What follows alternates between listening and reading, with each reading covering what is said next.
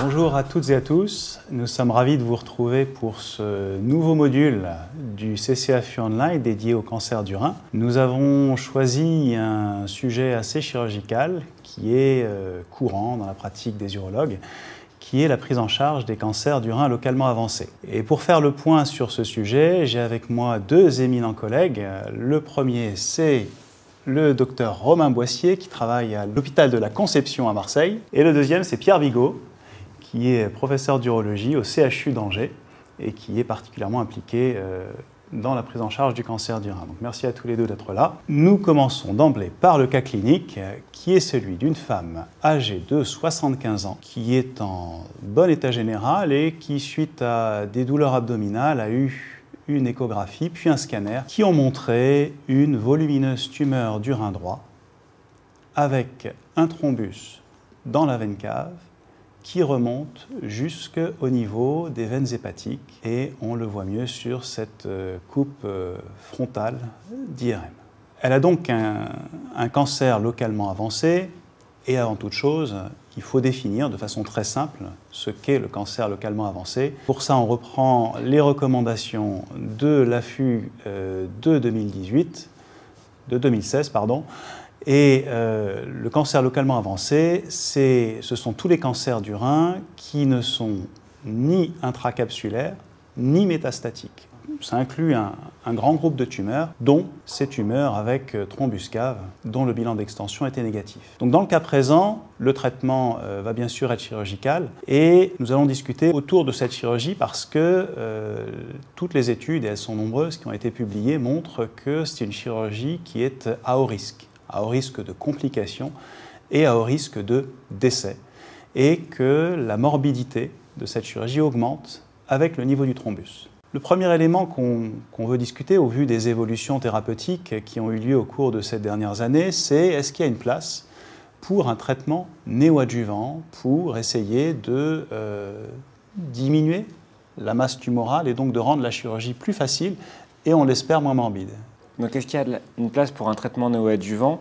L'objectif chez cette patiente qui a donc une tumeur avec thrombus cave qui va jusqu'au-dessus des veines sus-hépatiques, c'est d'essayer de éventuellement réduire le volume tumoral, éventuellement réduire le niveau du thrombus tumoral pour faciliter la chirurgie. Et puis la question aussi, c'est peut-être qu'un traitement néoadjuvant permettrait de réduire le risque de progression métastatique après la chirurgie. La première des choses, c'est est-ce que finalement mettre un traitement néoadjuvant va permettre de diminuer la taille de la tumeur primitive.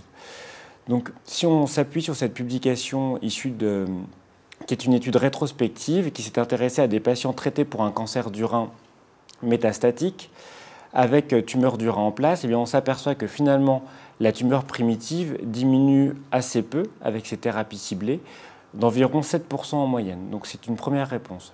On peut s'attendre avec un traitement néoadjuvant à une faible diminution de la taille de la tumeur primitive. Si on regarde plus précisément toutes les études, cette fois-ci prospectives, qui se sont intéressées à cette thématique, alors on s'aperçoit d'abord que ces études sont peu nombreuses, qu'il y a peu de patients inclus et que ces études sont très hétérogènes. Ces études sont hétérogènes en termes de traitement utilisé et puis aussi en termes de profil de patients, avec des patients métastatiques et puis des patients qui ont des tumeurs localisées. Que nous disent ces études? La première chose, c'est qu'effectivement, la réduction tumorale est plutôt faible, 9 à 28% de diminution de la taille tumorale sur la tumeur primitive, 5 à 45% de réponse partielle. Le traitement néoadjuvant peut parfois être responsable, il peut y avoir une progression métastatique pendant la durée d'arrêt du traitement néoadjuvant qui correspond au périopératoire. Les tyrosine kinase inhibiteurs qui étaient les traitements néoadjuvants utilisés dans ces études sont des inhibiteurs de l'angiogénèse. Or, l'angiogénèse est importante pour la cicatrisation et il peut y avoir un retard de cicatrisation chez ces patients. Et puis enfin, quand on parle de traitement néoadjuvant, ce qui est très intéressant dans ces études, c'est que si on regarde la tumeur qui a été extraite après chirurgie, eh bien on s'aperçoit finalement que les tumeurs qui n'étaient pas des tumeurs à cellules claires, les carcinomes papillaires ou les carcinomes chromophobes, ces tumeurs étaient peu impactées par le traitement néoadjuvant. Si on s'intéresse plus précisément au sujet des thrombus caves, les premiers cas cliniques publiés ont montré des effets très importants du traitement néoadjuvant par sunitinib sur le thrombus et une facilitation de la chirurgie. Et puis finalement, d'autres auteurs ont regroupé des patients, fait des études rétrospectives, et notamment Coste, qui a publié cette série, qui est la principale série sur le sujet. Et dans cette série de patients traités en néoadjuvant par un tyrosine kinase inhibiteur avant chirurgie du thrombus cave, eh bien on s'aperçoit que finalement, peu de patients, sur les 25 patients inclus, ont une diminution du niveau du thrombus, uniquement 3. Le CCAFU s'était intéressé également à cette question. Nous avions colligé 14 patients qui avaient eu un traitement néoadjuvant avant chirurgie du thrombus cave dans les différents centres français. Et donc, sur ces 14 patients, déjà, 4 patients n'avaient pas pu avoir 2 mois de traitement complet parce qu'ils n'avaient pas bien toléré le traitement. Et puis seulement un patient a vraiment eu une diminution du niveau du thrombus et un patient a eu une augmentation du niveau du thrombus. Et nous avions conclu qu'il y avait peu de modifications de l'approche chirurgicale avec ce traitement néoadjuvant. Alors, on peut se dire qu'aujourd'hui, la question du néoadjuvant, ce traitement n'est pas recommandé, qu'il y a un intérêt qui semble faible dans la réduction de la taille de la tumeur primitive. En ce qui concerne le risque de diminuer le risque de métastase après chirurgie, il n'y a aucune donnée. Donc aujourd'hui, ce traitement est plutôt exceptionnel, à discuter en RCP. Et bien entendu, on n'a aucune donnée sur les essais d'immunothérapie en néoadjuvant qui sont aujourd'hui en cours. La conclusion est assez claire, il y a très peu de place actuellement pour le traitement néoadjuvant, y compris dans des tumeurs pour lesquelles on envisage une chirurgie difficile. Ça doit être vraiment discuté au cas par cas. Et un autre élément qu'on peut donner aussi, c'est que la réponse, quand elle arrive rapidement. Donc ça ne sert à rien de prolonger un traitement si jamais on ne voit pas d'effet dans les premières semaines ou les premiers mois. On continue et toujours dans une optique de diminuer la morbidité, on s'interroge actuellement sur la possibilité de retirer ces volumineuses tumeurs, y compris quand il y a un thrombus cave, par laparoscopie, éventuellement avec assistance robotique. Est-ce que c'est faisable? Est-ce que c'est sûr? Est-ce que c'est recommandé? C'est Romain, cette fois-ci, qui va nous éclaircir sur le sujet. Pour reprendre les recommandations à l'heure actuelle, ce que l'Association française d'urologie recommande pour les tumeurs du rein localement avancées, c'est l'objectif principal d'obtenir des marges chirurgicales négatives. En particulier dans la chirurgie du thrombus cave, un patient doit être opéré et tirera un bénéfice de la chirurgie si on est certain de pouvoir l'opérer de façon complète et d'être R0. Sinon, la chirurgie n'a pas d'intérêt. La faisabilité de la voie laparoscopique, eh bien, elle est possible, mais sous réserve qu'on ait la certitude de pouvoir obtenir des marges d'exérène qui soient saines macroscopiquement. Donc la voie d'abord standard pour les tumeurs du rein localement avancées, qui est recommandée par l'Association française d'urologie actuellement, reste la voie ouverte. Concernant les recommandations de l'EAU, eh bien, les recommandations de l'EAU nous disent qu'en cas de cancer du rein avec thrombus cave, ce qui est le cas pour notre patiente, il ne faut pas se limiter à la difficulté chirurgicale et qu'il faut, chaque fois que c'est possible, retirer la tumeur et retirer le thrombus avec un niveau de recommandation qui est strong, donc élevé. La deuxième recommandation, c'est qu'il ne faut pas procéder à une chirurgie mini-invasive si elle compromet le bénéfice oncologique, fonctionnel ou les résultats périopératoires. Et pour cela aussi, le niveau de recommandation est élevé. Donc la voie recommandée, c'est la voie ouverte. Est-ce qu'il est possible de faire de la laparoscopie, en particulier de la chirurgie robot-assistée? Eh bien, la réponse est oui. On trouve quelques études dans la littérature rapportant des séries allant d'un seul patient à plus de 32 patients pour la série la plus importante, avec des thrombus de niveau assez élevé jusqu'à niveau 3, ce qui correspond au cas de notre patiente. Donc c'est le fruit d'équipes chevronnées en chirurgie robot-assistée pour des patients qui sont bien sélectionnés et des opérateurs qui sont hyper expérimentés. Ce qu'on voit dans cette série, c'est que la principale complication de la chirurgie du thrombus cave, c'est essentiellement la complication embolique, mais surtout la complication hémorragique. Et on voit que c'est dans ces séries, finalement, le taux de transfusion est assez faible, alors que la transfusion est quand même quelque chose d'assez mené courant dans la chirurgie du thrombus cave et fortement envisagé pour le cas de notre patiente en opératoire. On voit qu'il y a eu un seul cas de conversion, malgré tout des complications qui sont importantes et qui correspondent à la chirurgie du thrombus cave. Elles sont ici diminuées probablement par la voie robot-assistée, mais aussi probablement par une hypersélection des bons candidats pour ces interventions avec des diminutions de la perte sanguine, de la durée d'hospitalisation, des tailles d'incision et des complications de parois. Bien sûr, ce sont des études non comparatives et uniquement des séries de cas. Donc au plan technique, comment faire une chirurgie du thrombus cave par voie laparoscopique ou robot assisté? Eh bien, la technique est radicalement différente selon qu'on opère un thrombus qui vient d'une tumeur du rein droit ou qu'on opère un thrombus qui vient d'une tumeur du rein gauche. Et la séquence de traitement est finalement à l'inverse de celle qu'on aurait tendance à faire en ouverte. En chirurgie robotique, on se concentre d'abord sur le thrombus et ensuite sur la tumeur. Dans le cas d'une tumeur du rein droit, la technique est plus facile. Le patient est installé en position de lombotomie droite. Le chirurgien met des lacs tourniquets contrôlant la veine rénale gauche contralatérale, la veine cave en amont et en aval du thrombus, puis il procède à une néphrectomie, une dissection de la tumeur, une ligature de l'artère et de la veine du rein tumoral, puis une ouverture de la veine cave pour l'extraction du thrombus. Pour un rein gauche, c'est plus compliqué et la chirurgie s'effectue en 3 temps. D'abord une embolisation systématique de l'artère du rein gauche, ensuite un positionnement du patient en position de lombotomie droite pour traiter d'abord le thrombus par voie laparoscopique robot assistée en contrôlant les axes artériels et veineux du rein droit, la veine cave en amont et en aval du thrombus, enfin la veine rénale gauche, privée de son flux puisque le rein gauche aura été embolisé et agrafée à l'endogéia, le thrombus est retiré, la cavotomie est fermée et pour le 3e temps, le patient est installé en décubitus, en lombotomie gauche, où on effectue le geste de néphrectomie élargie. Donc vous voyez que c'est une technique qui est laborieuse, en particulier pour le rein gauche, et qui fait en suspens l'intérêt carcinologique d'agrafer la veine rénale gauche en plein thrombus tumoral. Néanmoins, c'est rapporté, en particulier dans la section Surgery in Motion dans European Urology. Donc en conclusion, bien oui, la chirurgie laparoscopique, elle n'est pas recommandée à l'heure actuelle. Certaines équipes chevronnées arrivent à la pratiquer pour des patients hyper sélectionnés, mais on ne peut pas dire en 2018 que c'est un standard, en tout cas pour le moment. Le message principal, c'est que, comme pour toute chirurgie oncologique, il faut absolument obtenir des marges négatives. Si on pense qu'on peut le faire en laparoscopie ou avec assistance robotique et qu'on en a l'expérience, on peut éventuellement se lancer là-dessus, mais dans le cadre de chirurgies difficiles comme celle du thrombus cave, c'est encore un terrain qui est en train d'être défriché et il faut avancer avec beaucoup de prudence. Exactement, il ne faut pas compromettre le bénéfice oncologique en faisant passer le côté mini-invasif en priorité. Autre point de la chirurgie qui est discuté pour toutes les tumeurs urologiques, c'est faut-il faire un curage, particulièrement dans ces tumeurs localement avancées. Pour commencer, on va s'appuyer sur les recommandations. Les recommandations du CCAFU, qui dit qu'un curage ganglionnaire est recommandé en cas de ganglion palpable ou identifié sur l'imagerie préopératoire, mais que son utilité carcinologique n'est pas démontrée, même si le curage permettrait une meilleure évaluation du stade tumoral. Autrement dit, si vous voyez une tumeur ganglionnaire, il y a un intérêt à la retirer. On est presque dans un contexte de patients oligométastatiques. Mais si vous êtes en présence d'un patient qui n'a pas de ganglion visible à l'imagerie préopératoire, les recommandations du CCAFU disent qu'il n'est pas nécessaire de faire le curage. L'EAU dit que les études randomisées montrent qu'il n'y a pas d'intérêt à réaliser un curage et recommande néanmoins de faire ce curage en cas de tumeur volumineuse ou en cas de tumeur avec des composantes agressives telles que les tumeurs sarcomatoïdes.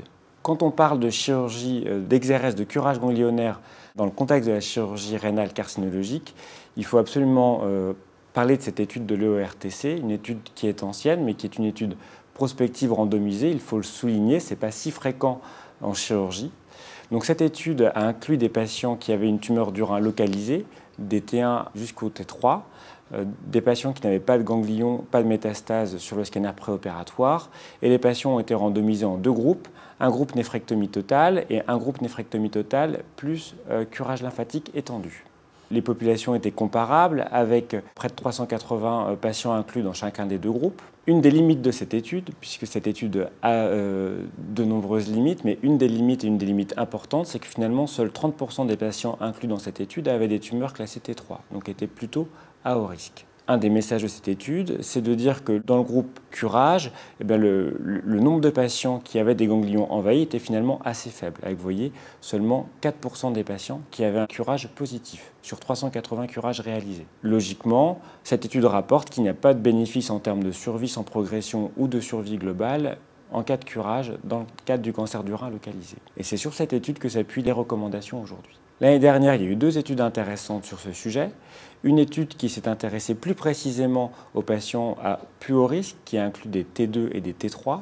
Et là, vous voyez la courbe de survie des patients traités avec ou sans curage pour un cancer classé T3, eh bien, cette courbe montre une diminution de la survie en cas de curage ganglionnaire. Alors bien évidemment, c'est une étude rétrospective avec de nombreux biais et on peut imaginer que les patients qui ont eu un curage étaient de plus mauvais pronostics à l'inclusion. Ce qui est intéressant dans cette étude, c'est qu'en fonction du nombre de ganglions positifs, il semble y avoir un impact sur la survie. Et le message est de dire que si vous avez plus de 3 ganglions positifs, eh bien la survie est moins bonne. Une autre étude de l'année dernière, intéressante, publiée dans European Urology, qui a cherché à appareiller les patients traités avec curage et les patients traités sans curage pour avoir des populations plus homogènes et qui s'est intéressé également à l'intérêt oncologique du curage pour les patients traités par néphrectomie pour un cancer localisé. Et là encore, cette étude montre qu'il n'y a pas d'intérêt sur la survie sans progression ou sur la survie globale. Finalement, le curage ganglionnaire ne semble pas avoir d'intérêt si vous avez un patient qui n'a pas de ganglion visible à l'imagerie préopératoire. Pour résumer, une étude randomisée prospective qui ne montre pas de bénéfice, plusieurs études rétrospectives qui n'en montrent pas non plus. Donc, le curage n'est pas recommandé, mais quand même, quand on a affaire à des volumineuses tumeurs et que la morbidité n'en serait pas trop augmentée, on peut faire un curage limité, qui se limite au territoire latéro-cave ou latéro-arctique, uniquement à visée de stadification. Si le geste n'est pas trop lourd, on peut le proposer. Et puis évidemment, il faut insister sur le fait que si vous avez un ganglion visible, là vous êtes plus dans un cadre d'oligométastatique et il y a vraisemblablement un intérêt à retirer de ganglion. D'accord. Bien, et la dernière question que nous aborderons, c'est, après la chirurgie, celle du traitement adjuvant. L'actualité est particulièrement riche dans ce domaine. Et beaucoup d'urologues se posent la question de savoir si on doit ou on peut proposer un traitement adjuvant après l'exérèse de ces cancers de haut risque. Romain ? Donc effectivement, cette patiente a reçu cette chirurgie de néphrectomie et de thrombectomie cave. On sait que c'est une patiente qui a un risque élevé de récidive. Est-ce que le traitement adjuvant à l'heure actuelle est recommandé ? Eh bien, on va citer 3 essais de phase 3 dans l'actualité oncologique très récente qui ont essayé de répondre à cette question. Le premier publié, l'essai Assure, un essai randomisé de phase 3, près de 2000 patients atteints de cancer du rein localement avancé, de PT1B haut grade à des tumeurs N+, ont été randomisés entre un traitement adjuvant par sunitinib 50 mg par jour ou sorafenib 400 mg x 2 par jour pendant 1 an versus un placebo. Cette étude est négative. La survie spécifique n'était pas statistiquement différente entre les 3 bras, sunitinib, sorafenib et placebo. Le problème de cette étude, c'est dans l'analyse en sous-groupe, eh bien, on voit que finalement cette étude incluait une population assez hétérogène avec des tumeurs qui étaient des carcinomes à cellules rénales conventionnelles, mais 20% de non-cellules claires. Les problèmes de toxicité ont nécessité de réduire les doses de façon significative autant pour le sorafenib que pour le sunitinib avec des toxicités qui étaient plus importantes que pour les patients de la population métastatique. Finalement, si on regarde dans l'analyse en sous-groupe, les 1089 patients les plus graves et avec des tumeurs dont l'histologie était des cellules claires, eh bien on voit que là non plus, dans ce sous-groupe-là, pas de différence significative en termes de survie sans récidive entre le sunitinib, 47%, le sorafenib, 49% et le placebo, 50%, et pas de différence en termes de survie globale à 5 ans, donc un essai qui était négatif. L'essai PROTECT, c'est aussi un essai de phase 3, plus de 1500 patients inclus, des tumeurs PT2 de haut grade, supérieures à PT3 N+. Cette fois-ci, c'est vraiment la population des cellules claires qui est ciblée, avec des patients qui ont été randomisés entre un traitement adjuvant par pazopanib 800 mg pendant 1 an versus placebo. Il y a eu un amendement dès la première année de suivi de l'étude pour réduire la dose de pazopanib à 600 mg en raison d'effets secondaires et de toxicité du traitement qui était jugé trop élevé. Les résultats de cette étude, c'est que la survie sans récidive est en faveur du groupe pazopanib, mais ça n'atteint pas la significativité avec un petit p qui est au-dessus de 0,05. Et quand on fait l'analyse du sous-groupe pazopanib 800 mg, il existe un tout petit bénéfice significatif à la prescription d'un traitement adjuvant. Le troisième essai, en fait, c'est l'essai STRAC. C'est là aussi un essai de phase 3, 615 carcinomes à haut risque qui ont été inclus et randomisés entre du sunitinib à 50 mg versus du placebo. C'est la première étude à avoir montré une différence significative à l'avantage du traitement adjuvant avec une survie sans récidive de 5,6 ans dans le groupe placebo contre 6,8 ans dans le groupe sunitinib, avec un petit P qui est significatif. Mais là aussi se posent des problèmes de toxicité. 34% des patients traités par sunitinib ont nécessité une réduction de dose en rapport avec des toxicités qui étaient importantes. Et ce n'étaient pas des toxicités de grade 1 ou de grade 2. Plus de la moitié des toxicités étaient en rapport avec des événements indésirables élevés de grade 3 ou de grade 4. Donc là aussi, une troisième étude qui confirme le niveau de toxicité beaucoup plus important en situation adjuvante par rapport à la population métastatique. Alors le suivi de cet essai S-TRAC, c'est en novembre 2017, la FDA aux États-Unis qui a approuvé le sunitinib en tant que traitement adjuvant du cancer du rein localisé après néphrectomie, malgré ses toxicités élevées, et au vu du bénéfice en survie sans récidive, qui se maintenait en particulier tardivement jusqu'à 5 ans, avec 8% de différence entre le groupe sunitinib et le groupe placebo. À la vue d'une méta-analyse des essais ASSURE et S-TRAC, le panel des guidelines de l'EAU, lui, a décidé de ne pas recommander le traitement adjuvant par sunitinib, ce qui est une position isolée et unique, en tout cas, de sorte que le traitement adjuvant pour l'EAU n'est pas recommandé. Et en mars 2018, la Commission européenne, très récemment, et ça fait l'actualité, a donné un avis défavorable à l'utilisation du sunitinib en tant que traitement adjuvant. Donc voici le résumé des essais de phase 3 qui sont en cours. Il y a d'autres essais qui sont en cours pour évaluer l'intérêt des TKI en traitement adjuvant. L'essai ASSURE est négatif, l'essai SORCE est en cours, l'essai S-TRAC est positif et publié, l'essai PROTECT est négatif.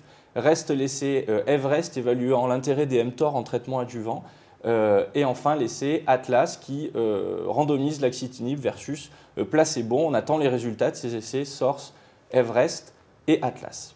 Mais l'étape suivante, elle a déjà commencé. À l'ère de l'immunothérapie, est-ce que le traitement adjuvant pourrait fonctionner avec de l'immunothérapie? Vous voyez ici une liste non exhaustive de tous les essais qui ont déjà commencé et testant l'immunothérapie en tant que traitement adjuvant des cancers localement avancés. Ces études bénéficient finalement des égarements des études des TKI, puisque dans la population à haut risque de récidive sont non seulement inclus les tumeurs localement avancées, mais aussi les tumeurs oligométastatiques, sous réserve que le patient ait pu avoir une résection de l'ensemble des sites métastatiques. Donc c'est une nouveauté introduite par ces études.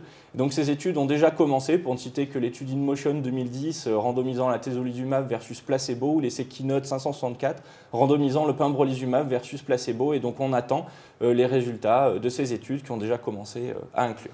Donc le traitement adjuvant, il n'est pas recommandé à l'heure actuelle après néphrectomie pour tumeurs localement avancées, mais le message, c'est que les essais cliniques sont nombreux et qu'il faut, dans la mesure du possible, orienter les patients pour bénéficier soit de ces TKI, soit de ces immunothérapies en adjuvant. Pour résumer, à l'heure actuelle, ce n'est pas recommandé.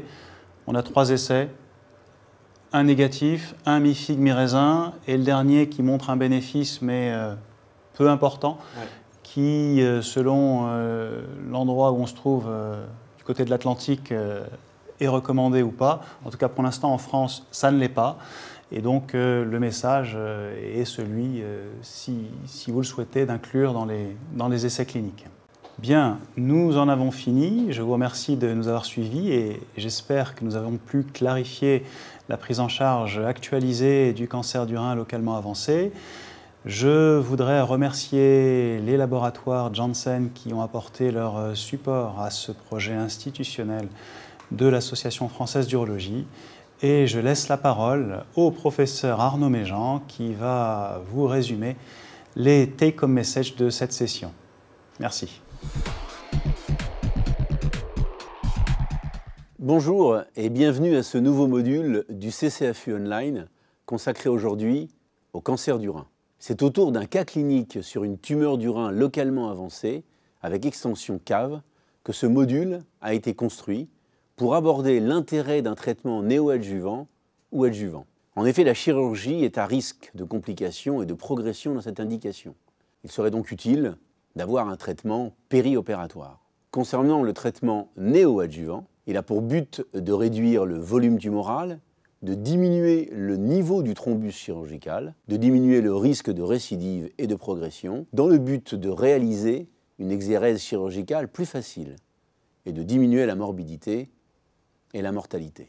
Les principales études ont montré une réduction tumorale de 9 à 28%, une réponse partielle dans 5 à 45%, avec un retard de cicatrisation après thérapie ciblée et peu d'effet sur les tumeurs non à cellules claires. En pratique aujourd'hui, un traitement néoadjuvant n'est pas recommandé et son indication reste exceptionnelle, toujours à discuter en RCP. Sur le plan de la technique chirurgicale, il faut retirer la totalité de la tumeur et la totalité du thrombus. Il s'agit d'une chirurgie exigeante et difficile. La laparoscopie standard ou robot assisté qui a été testée et publiée dans certaines séries n'est actuellement pas recommandée et la voie ouverte reste le gold standard. Le curage n'a pas d'intérêt démontré sur le plan carcinologique et les recommandations éditées en 2016 par le CCAFU restent vraies. Il peut être effectué pour améliorer la stadification tumorale et réduire le volume tumoral.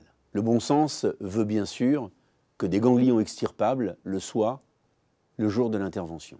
Concernant le traitement adjuvant, 3 études ont été publiées, ASSURE, ESTRAC et PROTECT. Dans l'essai ASSURE, un traitement adjuvant par sunitinib ou sorafenib a été comparé à un placebo chez les patients opérés d'un carcinome à cellules claires, à haut risque ou très haut risque. Il n'y a pas de différence statistiquement significative sur la survie sans récidive. En revanche, dans l'essai ESTRAC, le même protocole donnait des résultats en faveur du traitement adjuvant par sunitinib, peut-être par une sélection plus franche et drastique des patients qui étaient à très haut risque évolutif. Enfin, l'essai PROTECT, qui utilisait le pazopanib dans cette indication, n'a pas non plus permis de mettre en évidence un intérêt sur la survie sans récidive, du moins sur un dosage de 600 mg, alors qu'une différence était observée pour les patients traités à 800 mg.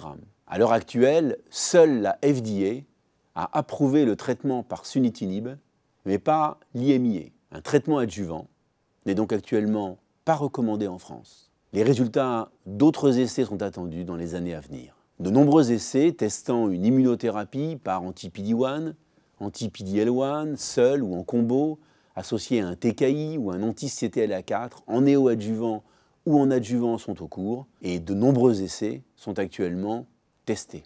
Voilà pour ce nouveau module du CCAFU. Merci de nous avoir suivis et écoutés.